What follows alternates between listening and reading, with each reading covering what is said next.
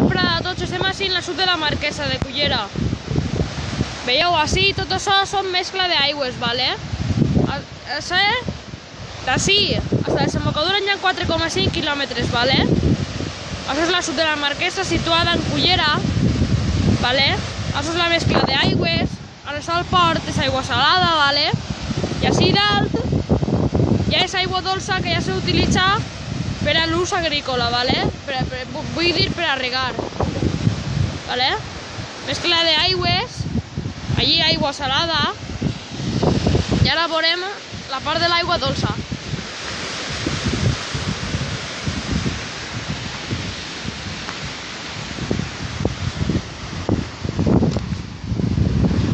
Veieu, tot això ja és l'aigua dolça que s'utilitza per a l'ús agrícola, vale?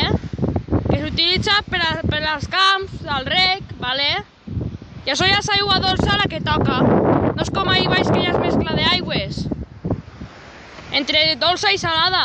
I així allà és aigua dolça, vale?